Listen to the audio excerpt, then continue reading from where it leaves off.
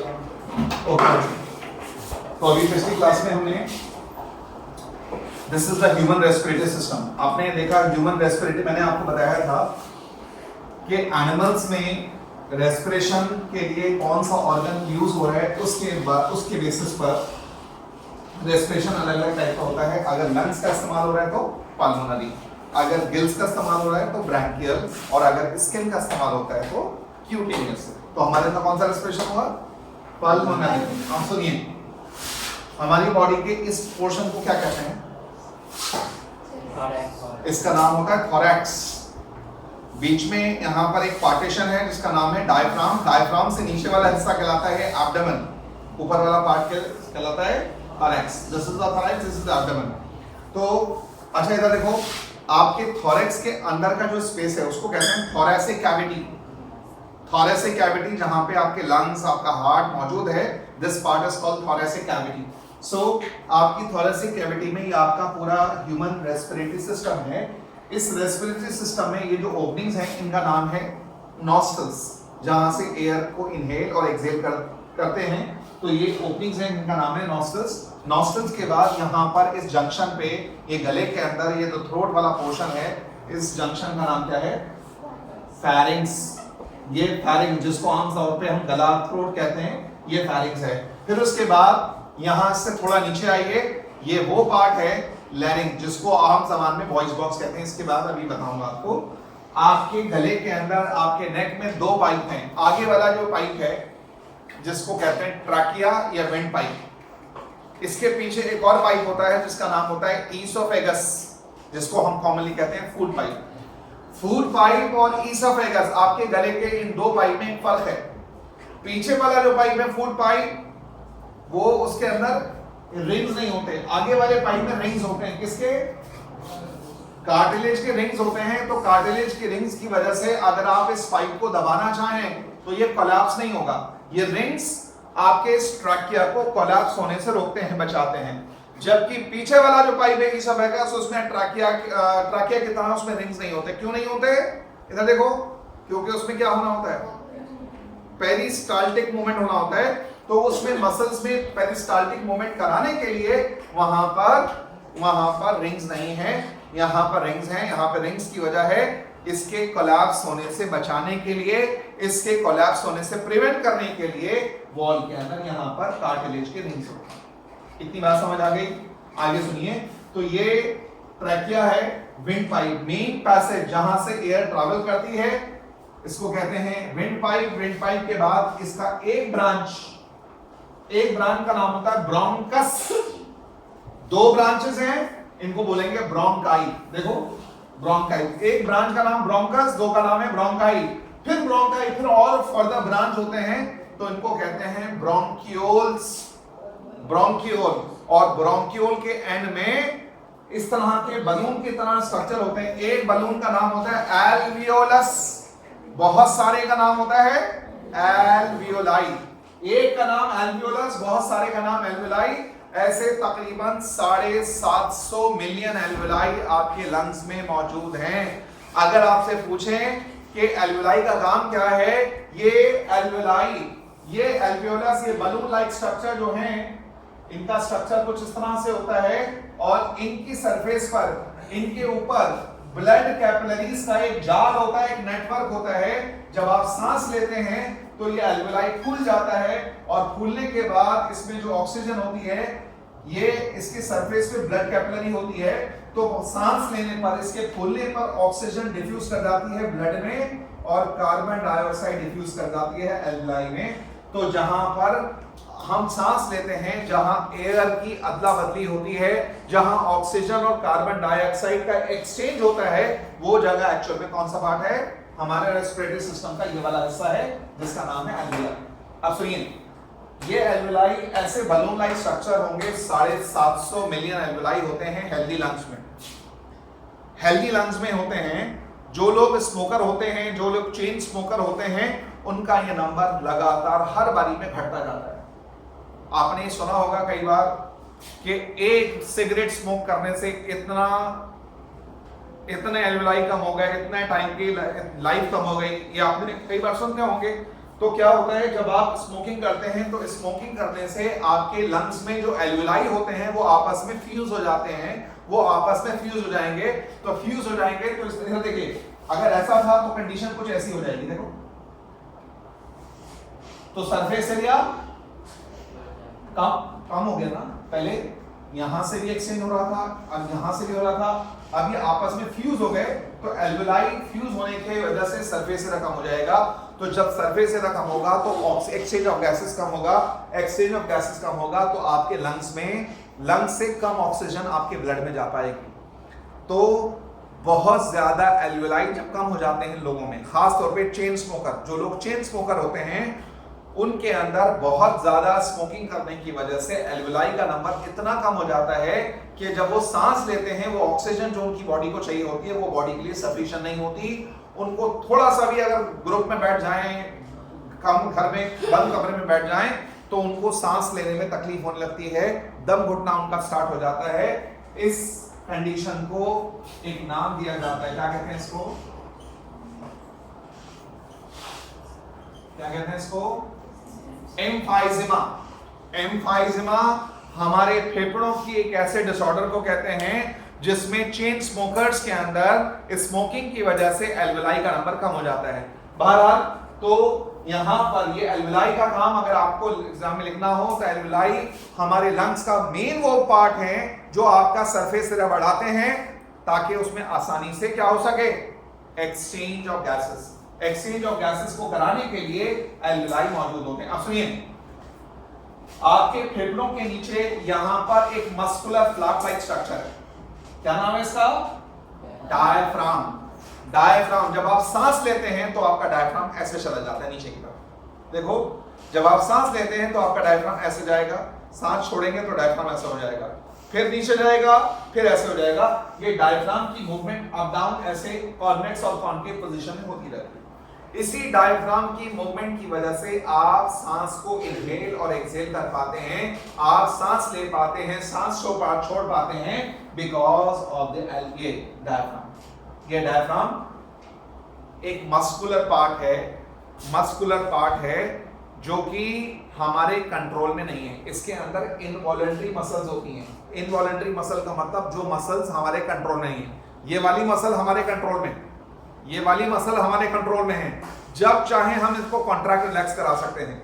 लेकिन डायफ्राम के अंदर इनवॉलंटरी मसल्स होती हैं जो हमारे कंट्रोल में नहीं होती हैं। इनका काम सांस लेने में मदद करने के लिए ये डायफ्राम रोल प्ले करता है। यहां तक बात समझ आ गई? अब सुनिए, ह्यूमन रेस्पिरेटरी सिस्टम के अंदर अगर आप देखें, आपके दो लंग्स हैं, राइट वाला लंग और ये लेफ्ट वाला लंग है। इसके बीच के अंदर यहां पर एक स्पेस होता है, इधर देखिए, ये एक स्पेस है आपके दोनों फेफड़ों के बीच में स्पेस है, इसका नाम है कार्डियक नॉच। कार्डिया मतलब हार्ट, नॉच का मतलब डिप्रेशन। ये वो पार्ट है, कार्डियक नॉच, ये वो हिस्सा है जहां पर आपका दिल है, जहां पर आपका हार्ट प्रेजेंट है। तो आपका हार्ट धंसा हुआ है, एम्बेडेड है, किसमें, लेफ्ट लंग के अंदर। तो लेफ्ट लंग के अंदर आपका हार्ट धंसा हुआ होता है, वो पार्ट जहां पर ये प्रेजेंट है वो इसको कहते हैं कार्डियक नॉच। तो इसलिए राइट और लेफ्ट लंग की कैपेसिटी की अगर बात की जाए तो साइज के एतबार से थोड़ा सा फर्क होता है राइट और लेफ्ट लंग के अंदर। राइट लंग और लेफ्ट लंग में साइज में, कैपेसिटी में थोड़ा फर्क होता है, क्योंकि लेफ्ट लंग का कुछ स्पेस जो होता है हार्ट ऑक्यूपाई करता है कार्डियक नॉच की वजह से। यहां तक बात समझ आई? क्लियर है? आगे सुनिए, आपके और मेरे लंग्स का कलर, नॉर्मली हमारे लंग्स का कलर होता है पिंक, लंग्स का कलर होता है पिंक, लेकिन बहुत बार पोल्यूटेड गैसेस को इनहेल करने की वजह से, पोल्यूटेड गैसेस को इनहेल करने की वजह से, लेड को इनहेल करने की वजह से लंग्स का कलर पर्पलिश ग्रे हो सकता है, पर्पलिश ग्रे कलर हो जाता है पोल्यूटेड गैसेस को इनहेल करने की वजह से। अदरवाइज हमारे लंग्स का कलर पिंक होता है।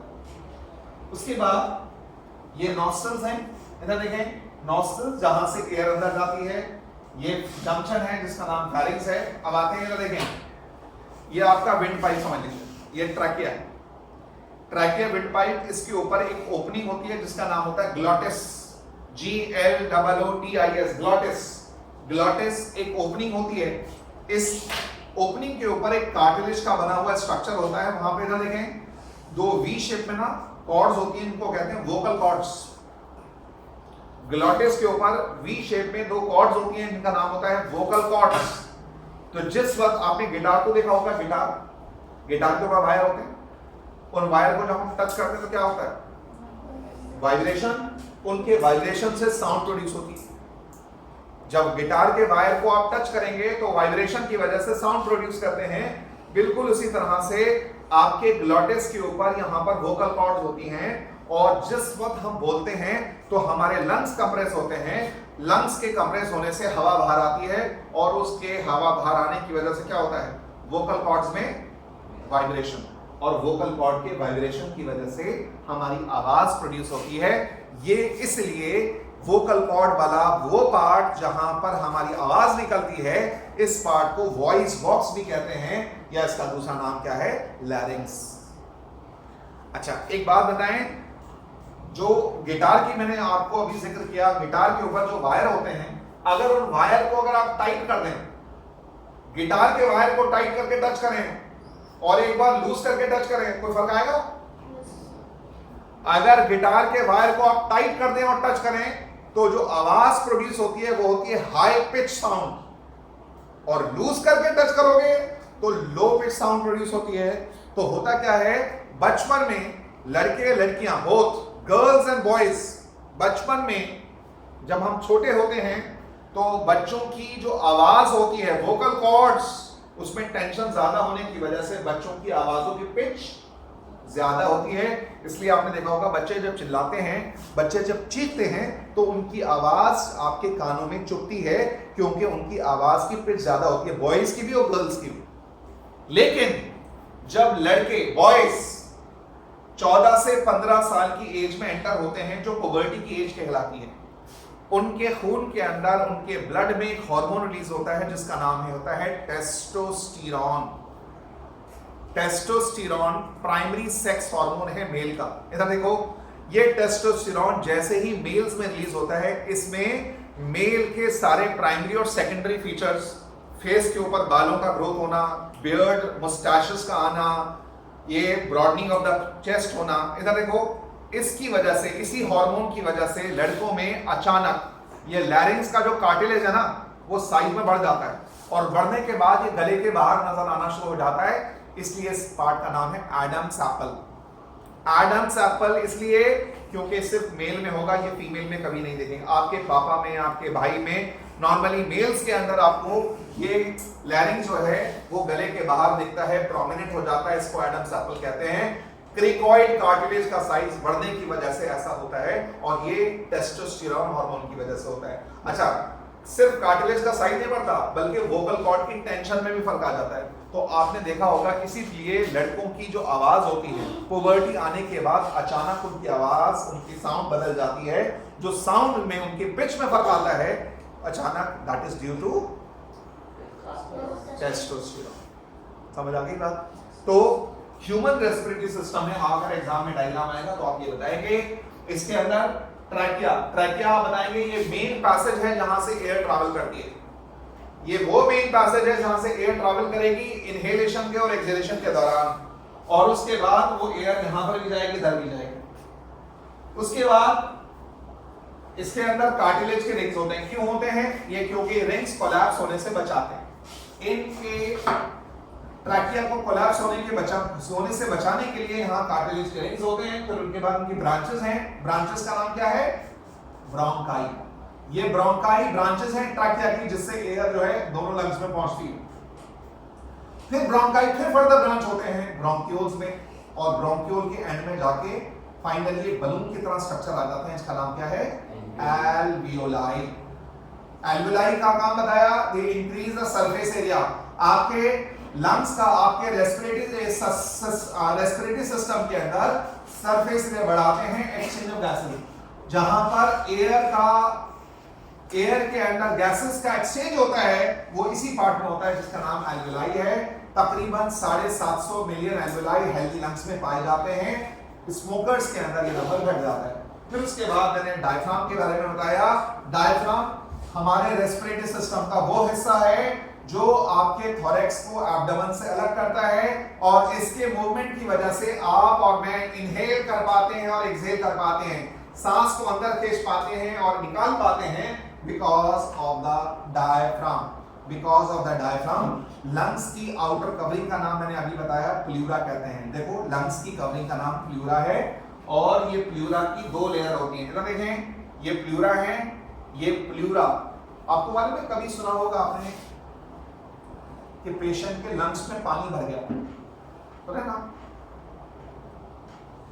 ये जो दोनों मेम्ब्रेन है, एक बीमारी का नाम सुना होगा, निमोनिया। तो निमोनिया और इन्फेक्शन के अंदर ये दोनों मेम्ब्रेन है ना लंग्स की, इनके बीच में फ्लूइड भर जाता है, फ्लूइड इकट्ठा हो जाता है, निमोनिया के अंदर। और कई ऐसी प्रॉब्लम होती हैं जहां पर लंग्स में पानी भर जाता है। यस, ये बात सही है, लंग्स में पानी इकट्ठा हो जाता है इन्फेक्शन के केस में, और कुछ सीवियर केसेस के अंदर के लंग्स में पानी भर जाता है। तो बहरहाल ये ह्यूमन रेस्पिरेटरी सिस्टम के बारे में मैंने आपको बताया। एक और चीज बताऊंगा,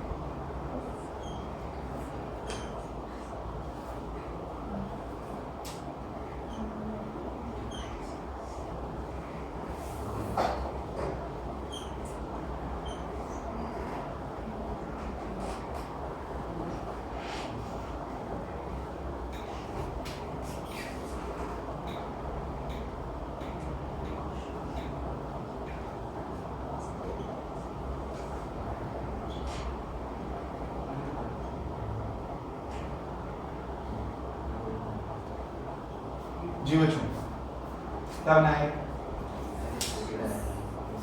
इधर देखो, ये सामने वाली बोन होती है आपकी, इसको स्टर्नम कहते हैं कॉमनली। देखो इस बोन का नाम होता है स्टर्नम। ये आपके सामने वाली जो बोन है, इसको हम कहते हैं स्टर्नम। इसको कॉमनली ब्रेस्ट बोन भी कहा जाता है। ये वाली बोन ब्रेस्ट बोन, या इसका नाम स्टर्नम है, जिससे हमारे रिब्स अटैच। कितनी रिब्स होती हैं हमारी बॉडी में? कितनी होती है बेटा? हमारे अंदर 12 पेयर्स होते हैं, 12 जोड़े होते हैं रिब्स के, 12 होते हैं, जिसमें 7 जो रिब्स होती हैं वो डायरेक्टली स्टर्नम से जुड़ी हुई होती हैं।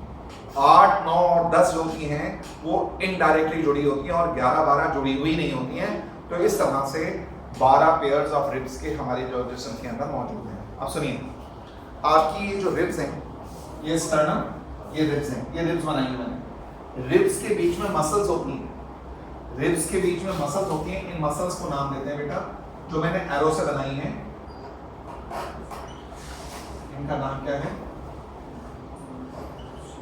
क्या कहते हैं? Intercostal muscles.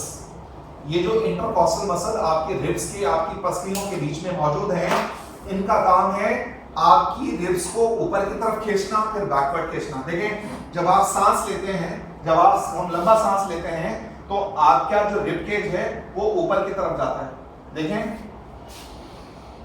जब आप सांस लेते हैं तो आपका रिब केज जब ऊपर की तरफ जाता है, तो उस वक्त ये वाली जो मसल्स हैं, ये आपकी रिब्स को ऊपर की तरफ खींचती हैं। फिर उसके बाद जब आप सांस छोड़ते हैं, उस वक्त ये वाली मसल जो है रिब को नीचे की तरफ लेकर आती हैं। तो इधर देखो, जिस टाइम ये रिब केज ऊपर जा रहा है और डायफ्राम नीचे चला जाएगा, तो अंदर डायफ्राम की पोजीशन सांस लेते वक्त ऐसी हो जाती है, और पूरा रिब केज ऊपर चला जाता है। तो इससे क्या होता है, अंदर का स्पेस बढ़ जाएगा। तो स्पेस, लंग्स को एक्सपांड होने के लिए स्पेस मिलेगा, तो आप एयर इनहेल कर पाएंगे। जब एयर इनहेल करेंगे तो इनहेलेशन स्टार्ट हो जाएगा। फिर उसके बाद जब आपको सांस छोड़ना होता है, एयर को रिलीज करना होता है, तो उसके बाद डायफ्राम वापस इस पोजीशन में आ जाता है, और ये मसल्स इसको नीचे की तरफ पुल करती हैं। जैसे बलून को आप दोनों तरफ से दबाते हो तो हवा बाहर निकलती है, ऐसे ही लंग्स में से एयर बाहर निकलनी स्टार्ट हो जाती है। तो आपकी बॉडी में ब्रीदिंग कराने के लिए, सांस लेने में 2 चीजें बड़ी इंपॉर्टेंट है। इधर देखें, दो चीजों का बड़ा इंपॉर्टेंट रोल है, एक तो इसका डायफ्राम का और दूसरा इंटरकॉस्टल मसल और डायफ्राम। ये दो पार्ट्स हैं जिसकी वजह से आप आसानी से सांस ले पाते हैं, आप एयर को इनहेल कर पाते हैं और आप कार्बन डाइऑक्साइड को एक्सहेल कर पाते हैं। ये बताइए आप अपनी ब्रेथ को कितनी देर रोक सकते हैं? For how long you can stop your breath? जी 1.5 महीने, 1.5 मिनट। हाँ, फॉर हाउ लॉन्ग, कितने वक्त तक आप अपनी ब्रेथ को रोक सकती हैं? 30 मिनट। सर डिपेंड होता है इम्यूनिटी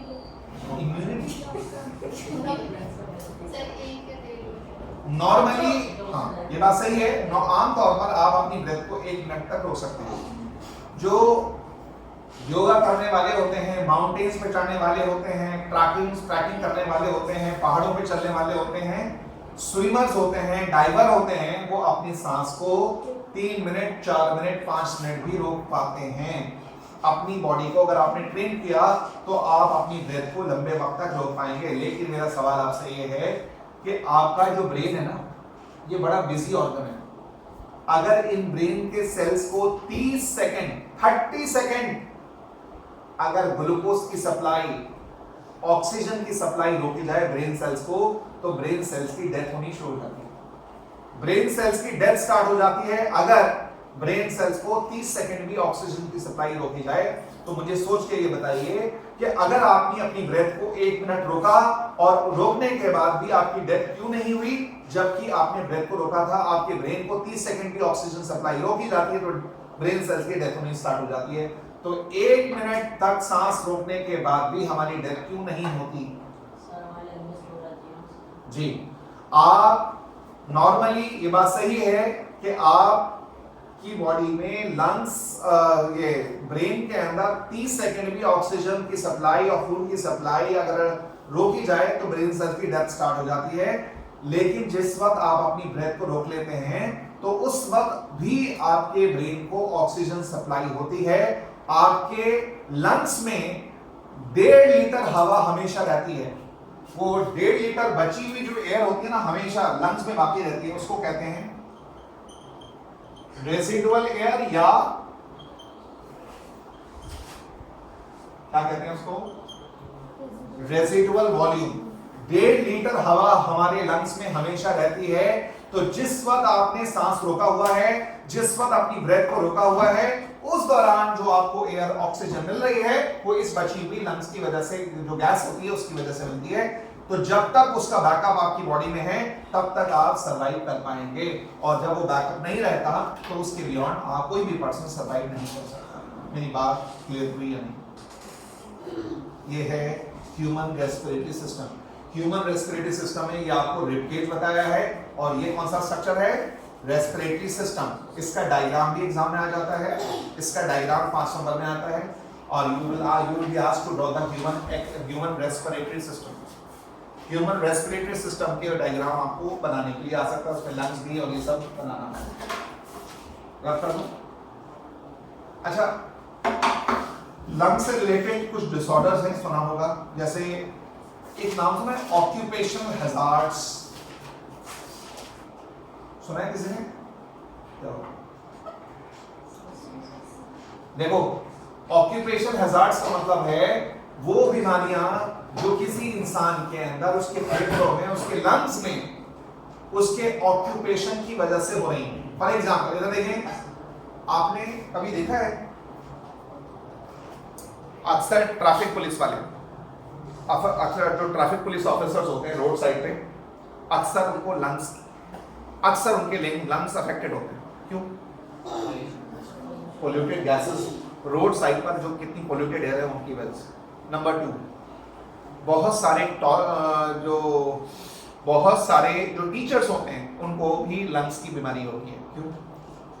चौक की जो डस्ट होती है उसकी वजह से। नंबर 3, इसके अलावा बेटा आपने देखा होगा कोल माइंस में काम करने वाले जो वर्कर होते हैं, जो कोयले की काम में काम करते हैं, उसमें डस्ट हो रही होती है, उसकी वजह से। नंबर 4, सीमेंट की फैक्ट्री में काम करने वाले जो वर्कर होते हैं उनको होती है। नंबर 5, आपने देखा है कभी जहां पर रजाई के अंदर रुई भरी जाती है, कॉटन भरी जाती है, तो अक्सर कॉटन या जहां पर टेक्सटाइल मिल्स होते हैं, जहां कॉटन फैक्ट्रीज होती हैं, वहां पर जहां कपड़ा बनता है वहां पर काम करने वाले वर्कर अपनी नाक के ऊपर कपड़ा बांध के रहते हैं। क्यों? क्योंकि हवा में ना कॉटन के फाइबर उड़ाए होते हैं, उसको अगर आपने इनहेल कर लिया वो आपके इस पार्ट को चोक कर सकते हैं, तो उसकी वजह से बीमारी हो सकती है। इसके अलावा जहां पे पेंट बनता है, पेंट की फैक्ट्री, वहां पर भी प्रॉब्लम हो सकती है। ऐसे ही बच्चों आपने देखा और रोड साइड पे वेल्डिंग करते हुए लोगों को, इलेक्ट्रिक वेल्डिंग होते हुए देखिए, इलेक्ट्रिक वेल्डिंग, जो इलेक्ट्रिक वेल्डिंग होती है उसकी फ्यूम्स निकलती हैं, उसकी फ्यूम्स की वजह से भी बीमारी होती है।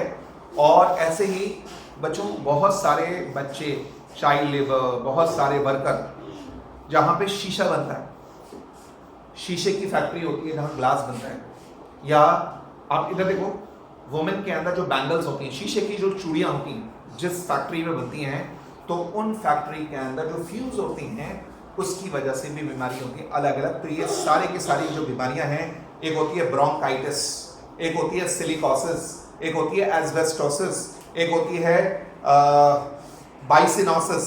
ये सारी वो बीमारियां जो मैंने आपको बताई हैं, ये किसी इंसान के अंदर उसकी ऑक्यूपेशन की वजह से होती है। समझ आ रही है बात? Apart from that there are multiple infections जो हो सकते हैं, बीमारियां होती हैं। अच्छा, इसका नाम सुना?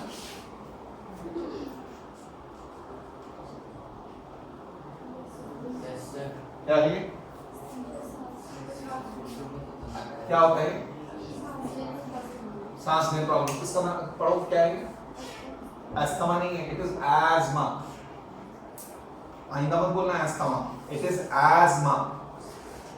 ये एस्मा है। एस्मा का मतलब होता है एक ऐसा डिसऑर्डर, एक एलर्जिक डिसऑर्डर जिसमें जो आपका रेस्पिरेटरी पैसेज है ना वो सुखड़ जाता है, श्रिंक हो जाता है, जो एलर्जी की वजह से, जिसकी वजह से आपको सांस लेने में दिक्कत होती है, सांस लेने में परेशानी होती है। इस कंडीशन को एस्मा कहते हैं। तो ऐसे ही और भी हैं, एक नाम सुना है पल्मोनरी ट्यूबरक्लोसिस। पल्मोनरी ट्यूबरक्लोसिस का मतलब होता है फेफड़ों की टीबी, लंग्स की टीबी को पल्मोनरी ट्यूबरक्लोसिस कहते हैं। आपको पता है आज से काफी साल पहले की बात है, टीबी की जो बीमारी थी ना, किसी टाइम में ये बीमारी जो थी इसको फेटल माना जाता, मतलब 100% फेटल कंसिडर किया जाती है, यानी किसी इंसान को टीबी हो जाती थी तो कहीं ना कहीं सब लोग ये परसेप्शन बना लेते थे अभी कोई दिन का मेहमान है पेशेंट। हॉस्पिटल भी पेशेंट को ले जाते थे तो हॉस्पिटल में थोड़ा बहुत फर्स्ट एड देके पेशेंट को वापस कर दिया जाता था, और लोग भी ये परसेप्शन बना लेते थे कि अब थोड़े दिन तक इनकी लाइफ है, इससे ज्यादा ये जी जाएंगे। ये है ट्यूबरक्लोसिस। लेकिन आज की डेट में वही टीबी 100% क्यूरेबल है। आपको मालूम है टीबी के लिए कोई खास इलाज होता है? शाबाश, वेरी गुड। टीबी का इलाज जो आजकल सबसे सक्सेसफुल है उसका नाम क्या है? फुल फॉर्म बताओ, फुल फॉर्म बताओ। हॉस्पिटल्स के बाहर, जो बड़े बड़े हॉस्पिटल्स हैं उनके बाहर ये लिखा हुआ देखा होगा, टीबी के लिए जो इलाज होता है उसको डॉट्स कहते हैं। फुल फॉर्म बताओ। Direct observe treatment and short term chemotherapy. दोबारा सुन लीजिए, direct observe treatment and short term chemotherapy, ये डॉट्स की फुल फॉर्म है। ये आज की डेट में सबसे सक्सेसफुल इलाज है जो टीबी के पेशेंट को दिया जाता है। समझ आ गई बात? कोई खास टेस्ट होता है जो टीबी के लिए होता है बच्चों? Is there any specific test for the which is being conducted for TB? You are suppose you are a physician है, डॉक्टर हैं, आपको कुछ शक लग रहा है कि पेशेंट जो आपके सामने आया है उसके अंदर टीबी के कुछ लक्षण लग रहे हैं, सिम्टम नजर आ रहे हैं, आप इस बात को कंफर्म करने के लिए कौन सा स्पेसिफिक टेस्ट होता है पर मालूम है किसी को?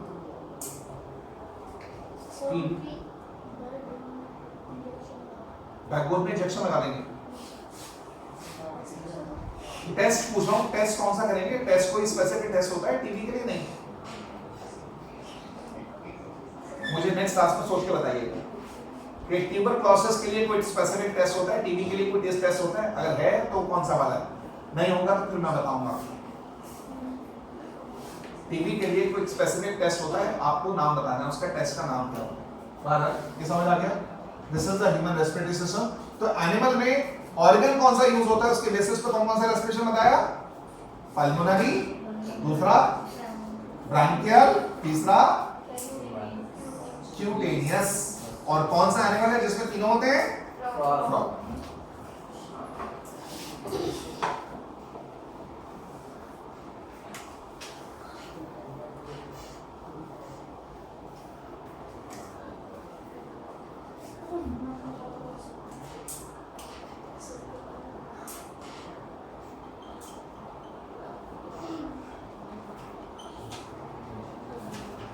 एनिमल्स में रेस्पायर करने के लिए, एनिमल्स में सांस लेने के लिए जो ऑर्गन यूज होते हैं वो मैंने आपको बताया। इसी तरह से प्लांट्स भी तो सांस लेते हैं, प्लांट्स को भी तो ऑक्सीजन चाहिए। तो प्लांट्स के अंदर सांस लेने के लिए जो रेस्पिरेशन होता है बच्चों, तीन मेन पार्ट्स होते हैं। स्टोमेटा, दूसरे होते हैं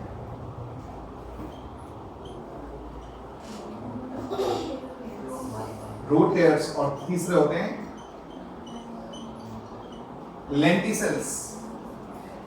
These are the three parts जहां से सांस लिया जाता है। मरियम, जेरिया, मुझे बता सकते हैं कोई ऐसा प्लांट का नाम बताइए जिसकी जड़ें, जिसकी रूट्स जमीन के बाहर होती हैं, हवा में?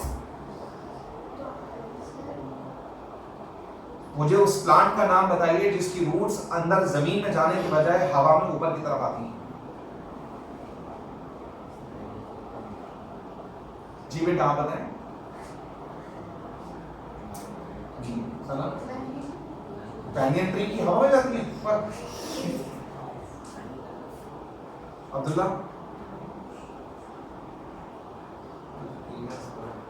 टीनोस्पोरा, टीनोस्पोरा की जो रूट्स होती हैं वो जमीन के बाहर तो होती हैं, उसके अंदर क्लोरोफिल होती है, वो उसको बताया था फोटोसिंथेटिक रूट्स। मैं पूछ रहा हूं कोई ऐसे प्लांट का नाम बताइए जिसकी रूट्स हवा में उल्टी ऊपर की तरफ आती हैं, नीचे जाने के बजाय ऊपर की तरफ ग्रो करती हैं, और उसके अंदर वो सांस लेने वाली रूट्स होती हैं। एक प्लांट का नाम सुना? मैंग्रोव। नहीं सुना?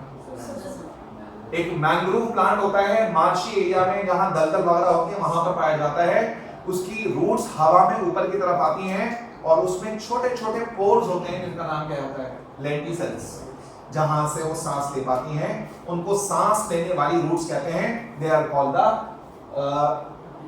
उन सांस लेने वाली रूट्स के लिए एक नाम दिया जाता है, अगर आपको पता हो। क्या कहते हैं? क्या कहते हैं? न्यूमैटोफोर्स। सांस लेने वाली रूट्स का नाम होता है न्यूमैटोफोर्स।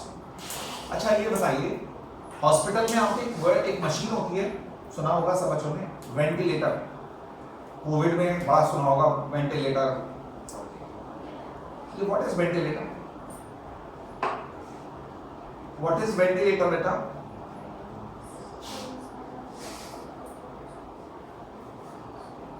नहीं सुना? हॉस्पिटल में कहते हैं लाइफ सपोर्ट पे, पेशेंट लाइफ सपोर्ट पे है, वेंटिलेटर लाइफ सपोर्ट। जब पेशेंट सांस नहीं ले पा रहा होता तो उसको वेंटिलेटर में डाल देते हैं, तो वो एक तरह से सपोर्ट, वो मशीन जो है उस पर्सन को सांस लेने में इनहेल और एक्सहेल करने में वो मशीन मदद करती है। इसको कहते हैं life support system, that's a ventilator. Yusuf, एक और वर्ड सुना था, ऑक्सीजन कंसंट्रेटर। कोविड के टाइम पे बहुत सुना था लोगों ने बहुत सारे ऑक्सीजन कंसंट्रेटर खरीदने शुरू कर दिए थे। क्या होता है ये ऑक्सीजन कंसंट्रेटर? नहीं मालूम बेटा? एक तरीका होता है, अगर खुदा ना खास्ता आपके घर में कोई पेशेंट है जिनको थोड़े थोड़े टाइम के बाद ऑक्सीजन, इधर देखिए, एक होता है ऑक्सीमीटर। ऑक्सीमीटर। ऑक्सीमीटर आपके घर में भी होगा ऑक्सीमीटर। तो ऑक्सीमीटर के अंदर PO2 आता है, पार्शियल प्रेशर ऑफ ऑक्सीजन आता है। अगर उसकी वैल्यू नॉर्मली आपकी और मेरी 96, 97, 98, 99 इस तरह होती है, वो वैल्यू अगर किसी इंसान की अगर 94 या उससे नीचे जा रही है, उसमें वैल्यू आ रही है 94 या 92, इसका मतलब उस पर्सन को ऑक्सीजन लगानी पड़ेगी। उनमें जो सांस ले रहे हैं वो काफी नहीं है, उनको अलग से ऑक्सीजन आपको लगानी पड़ती है। तो ऑक्सीजन लगाने के लिए नॉर्मली ऑक्सीजन के सिलेंडर इस्तेमाल किए जाते हैं, हॉस्पिटल में भी होता है। लेकिन अगर आपके पास ऑक्सीजन का सिलेंडर नहीं है तो उस केस में एक ऑल्टरनेटिव होता है ऑक्सीजन कंसंट्रेटर। हवा के अंदर जो ऑक्सीजन होती है वो ऑक्सीजन को कंसंट्रेट करके उसकी प्रोपोर्शन बढ़ाकर उसको चेंज करके पेशेंट को देता है, उसको कहते हैं ऑक्सीजन कंसंट्रेटर। समझ आ रही बात? ऑक्सीजन कंसंट्रेटर एक मशीन है जो पेशेंट को ऑक्सीजन प्रोवाइड करती है अगर आपके पास ऑक्सीजन का सिलेंडर अवेलेबल नहीं है तब। समझ आ गई? तो बहरहाल हम बात कर रहे हैं रेस्पिरेशन इन एनिमल प्लांट्स की। तो प्लांट्स के अंदर सांस लेने के लिए कौन सा ऑर्गन यूज होता है? तो ये तीन पार्ट जो होते हैं, एक होते हैं स्टोमेटा, दूसरा रूट हेयर्स और तीसरा लेंटिसेल्स। आपको मालूम है स्टोमेटा के अंदर गार्ड सेल्स होते हैं। गार्ड सेल का शेप कैसा होता है बच्चों? स्टोमेटा के अंदर गार्ड सेल्स होते हैं, उसका शेप कैसा ही होता है।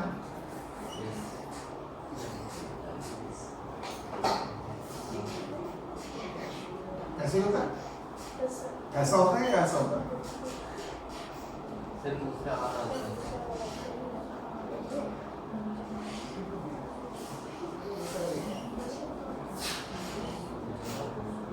कौन सा सही है? दोनों सही है, दोनों सही है। रीजन क्या है? ये वाला जो स्टोमेटा होता है ये कौन से प्लांट में होता है?